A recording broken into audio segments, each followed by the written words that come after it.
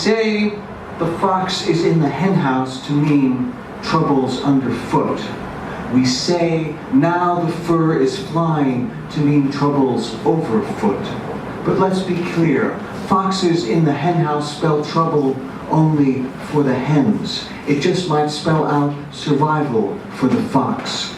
And sometimes flying fur can mean nothing much more dangerous than ladies dancing in their stalls. So who's surviving whom? Long after stoles were out of fashion, there was a separate fashion to fancy ladies to be foxes, but only the most beautiful and or fashionable. It was a calling out to be desired, but only by those feeling neither that is not beautiful nor fashionable, and like most every other fad, eventually it faded. It has been said beauty is in the eye and not the face, but to a fox, every hen is gorgeous and never out of fashion. When someone calls a henhouse, someone else might call a kitchen.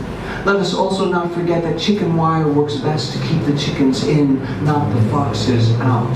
And that words, like any form of fencing, can be twisted inside out. Sometimes it only takes a slippery sound, as in nothing much more dangerous than ladies dancing, which easily becomes nothing's much more dangerous than ladies dancing.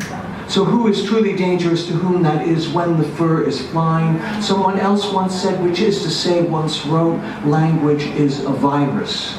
That too became a fashion. What he really meant was, it's good to sleep with writers, which has always been what most every writer's writing in not so many words. That phrase, too, was just none other century's contagion that fell in then out of fashion, like the beats declaimed in poetry back when poetry was verse. But a beat is just a rhythm, which is why one day you might well find me knocking iambic at your gate. It's such a flimsy gate, little more than wood and wire. It barely keeps us both at bay, so why not give in and open wide? We've only come to play.